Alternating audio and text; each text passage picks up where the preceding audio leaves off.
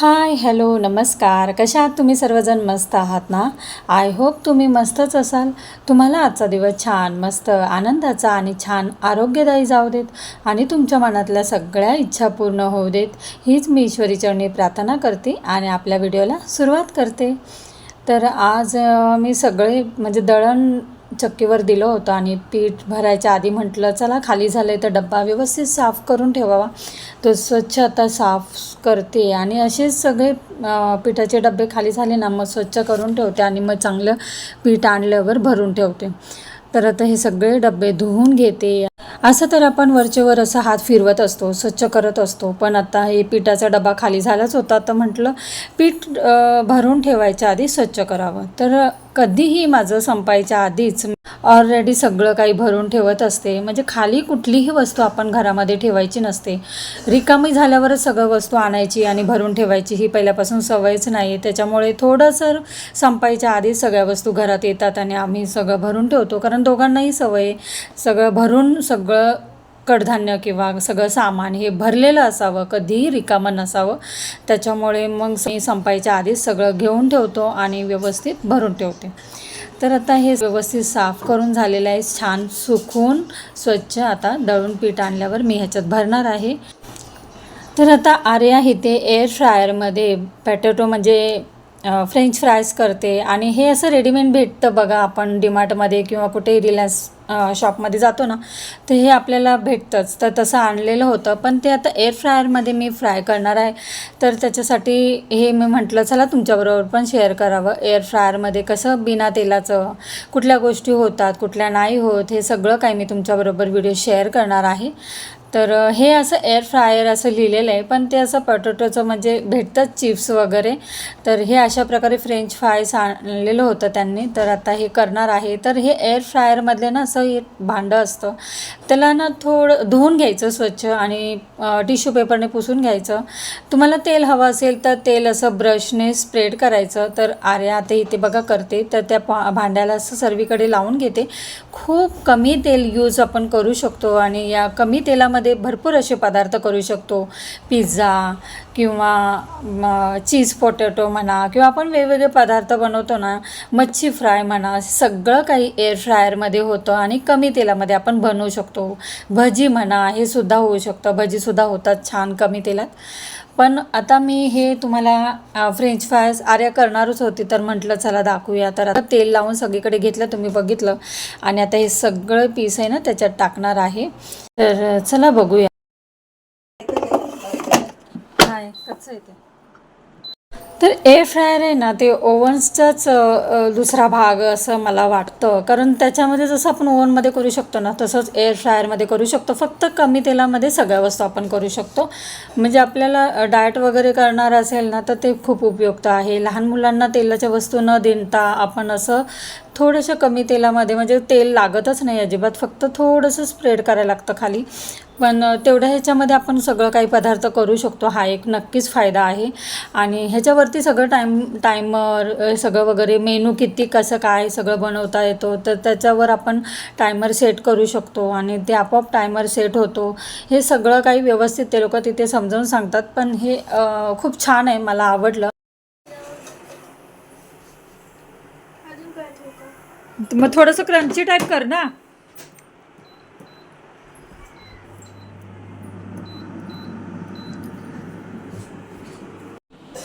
आर्याने आता करायला ठेवले आणि इथे होतंय. तिच्या आवडीचंच आहे ते, चांगलं मस्त आहे. आपलं तेलाची गरज नाही लागत, ते छान आहे त्याच्यामध्ये सगळं काही बनवता येतं. तर आता आर्याने बनवलं, मी तुम्हाला दाखवते ते कसं काय झालंय ते. आर्या ये, खूप छान लागतंय. प्रतिम मस्त झालं, छान आहे ग. तर खूप छान होतात. वेगवेगळ्या रेसिपी बनवेल मी तेव्हा तुम्हाला शेअर करेल नक्कीच हा व्हिडिओ. आता आपण बघूया झाले का. तर हे खूप छान असं सॉफ्ट आणि आपल्याला जसं पाहिजे ना क्रंची तसं पण ठेवू शकतो आणि खूप सॉफ्ट आहे बघा. तर लगेच होतं, त्याचं टायमर वगैरे आपोआप सेट होतो, करावं लागत नाही काहीच. तर हे बघा आता झालेलं आहे. तर आता हे बघा झालं आहे. अजून करते, भाजेल का. आर्याने हा पिरी पिरी मसाला घेतला ना, खूप सुंदर लागतो. आणि अशा बटाटे स्लाइस किंवा कचोरी वगैरे आपण काही पण केलं ना, त्याच्याबरोबर खूप छान लागते. हे बघा, नक्की तुम्ही ट्राय करा या फ्रेंच फ्राईज बरोबर. तर पुन्हा दुसऱ्यांदा अजून एक काही रेसिपी मी दाखवेल ना, तर तुमच्याबरोबर नक्कीच करेल, तेव्हा शेअर करेल. आई बघ ना, आई खाऊन हे बघ, आर्याने केलेलं आहे, एअर फ्रायरमध्ये केलं.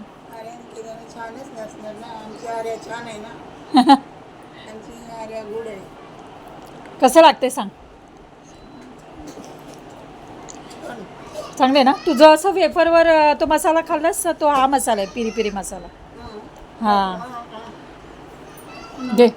तर आर्याचा नाश्ता झाला 6 वाजताचा. पण आता जेवण तयार करते मी. एकीकडे बनवली चवळीची भाजी आणि आज बनवणार आहे तो म्हणजे आईच्या हातचा मिरचीचा ठेचा. काय करते आई? चवळीची भाजी हां शिजून घेतली ना तू. पाण्यामध्ये पहिली चवळीची भाजी शिजून घ्यायची. आणि हे बघा, आता भाजी शिजून घेतली. हां आणि इथं लसूण कांदा थोडासा टाकायचा, नाही टाकला तरी चालतो. हिरवी मिरची लसूण वाटलाय आणि हे त्याच्यात छान परतून घ्यायचं आहे. लसणाची फोडणी देऊन मिरची वाटलेली आपण परतून घ्यायचं आहे. आता आई करते आईच्या हातची भाजी चवळीची. आणि आज आई करणार आहे खरडा, मिरचीचा खरडा मस्त. हां हे टाक भाजी. आता छान परतून घ्यायची. मीठ टाकायचं आहे भाजी. टाक भाजी.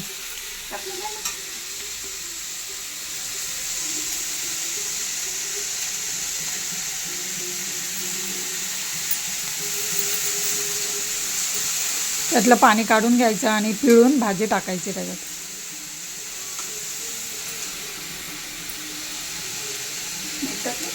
नाही टाकायचं. हे बघा,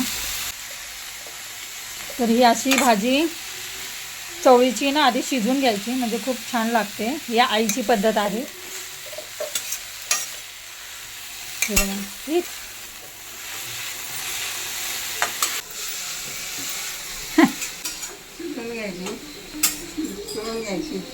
आणि मग अशी परतायची.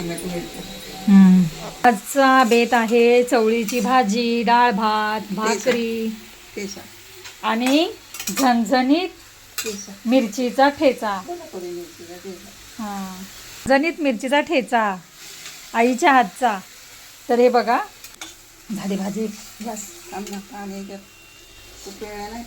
हे बघ, ह्या अशा मिरच्या असतात ना, हे बघा, ह्या मिरच्या खूप कमी तिखट असतात आणि ह्याचा खरडा छान लागतो. तर अशा ह्या मिरच्या मी घेतल्यात. आता ह्याचा आपण देठ काढून घेऊया. हे बघा,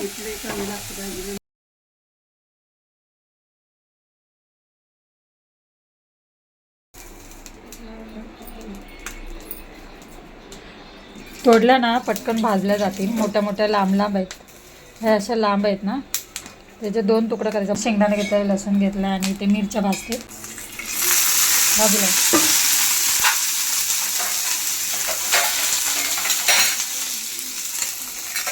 तर तेल टाकल्यावर झाकण ठेवायचं, नाही तर उडतं.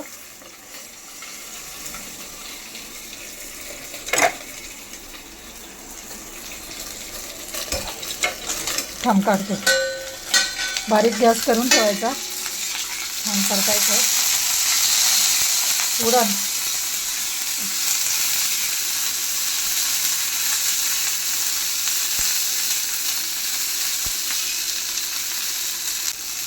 बारीक गॅसवर असं छान लालसर होऊन द्यायचा, परतायच्या मिरच्या. बघा,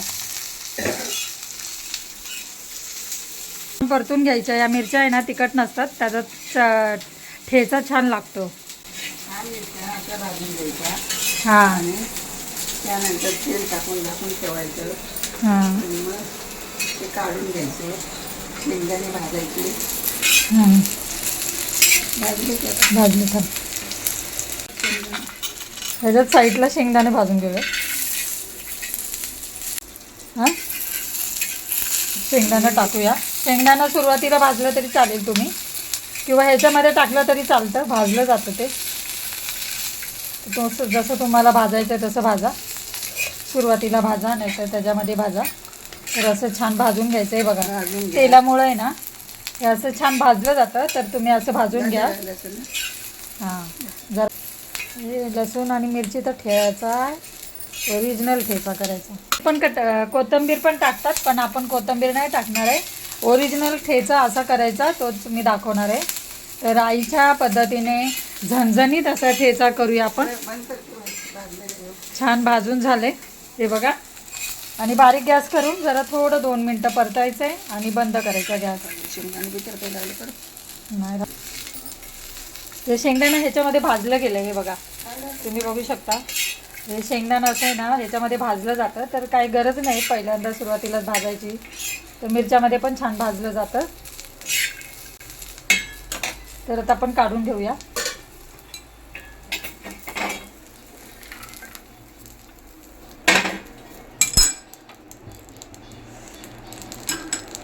तरी आता भाजून झाले. तर हे हा आपला आहे ओरिजिनल खलबत्ता. त्या खलबत्त्यामध्ये हा आपल्याला ठेचा मिरचीचा करायचा आहे. म्हणजे ओरिजिनल पारंपरिक पद्धतीने आपण करणार आहे, बघणार आहोत. आणि त्याच्यामध्ये ना आपण करणार आहे, पण त्याच्या ह्या खलबत्त्याच्या खाली आहे ना कुठला पण कपडा टाकायचा, कपडा ठेवायचा, त्याच्यानंतर हे ठेवायचं. कारण खाली मग आपलं टाईस असतात, त्याच्यामुळे सांभाळून करायचं. तर हे मीठ आपण टाकूया. खडा मीठच मी घेतलं आहे ह्याच्यामध्ये. साधं मीठ घेतलं तरी चालतं. तर थोडं मीठ घ्यायचं आणि आता आपण ठेचूया. तर आता ह्याच्यात टाकू.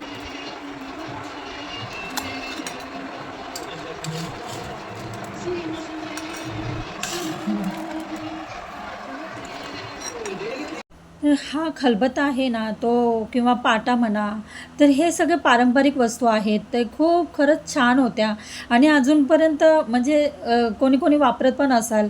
पण आता मी जो घेतला आहे ना खरंच त्याच्यामध्ये इतकी चव असते. आणि त्या पाट्यावर वरवंट्यावर जो आपण मसाला वाटण करतो ना खूप छान चव असते त्याला. आणि त्याच पद्धतीने आज पारंपरिक मिरचीचा ठेचा आपण करतो आहे. तर ह्या खलबत्त्याची चव आहे ना खरंच वेगळीच लागणार आहे. आणि आता मी इथे पूर्ण ठेचा करून घेते. माहिती मला गावाला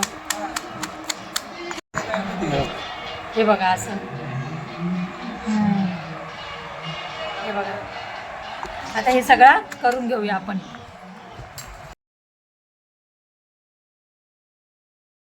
आपल्याला आवडत नाही ह्याच्यामध्ये ना थोडंसं तेल टाकायचं गरम. तर आता आपला खरडा म्हणजेच मिरचीचा ठेचा तयार आहे. तर ह्या मिरचीच्या ठेच्याबरोबर ज्वारीची भाकरी तर आलीच. तर आता छान आपली ज्वारीची भाकरी मी एकीकडे करून घेते. तर तुम्ही हा मिरचीचा ठेचा तुम्ही कांदा टाकून सुद्धा परतू शकतो तव्यावर पुन्हा, किंवा नुसतंच गरम गरम मी आता जसं तेल टाकून तुम्हाला दाखवलं तसं सुद्धा खूप छान लागतं.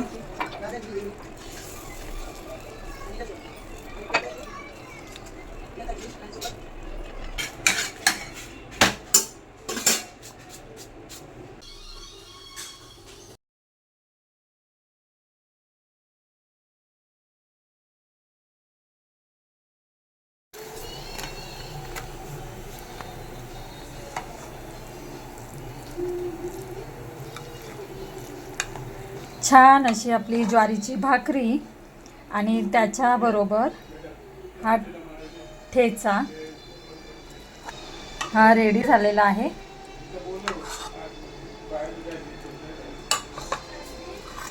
हे बघा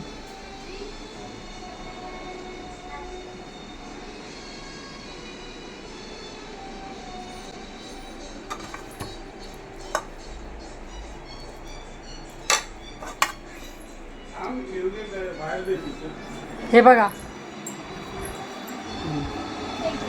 कसं झालंय झणझणीत ठेचा. मस्त आहे ना. तुला रोल करून दिले पप्पा सारखा बघ बिचारा. तर चला मी इथेच व्हिडिओचा एंड करते. आणि आई आहे तोपर्यंत माझ्याकडे तर मी तुम्हाला एक एक रेसिपी दाखवत जाईल, शेअर करेल. तर चला व्हिडिओ आवडला असेल तर नेहमीप्रमाणे लाईक शेअर सबस्क्राईब करा. तर पुन्हा भेटूया अशाच नवनवीन व्हिडिओमध्ये. तोपर्यंत खुश राहा, आनंदी राहा, काळजी घ्या. बाय.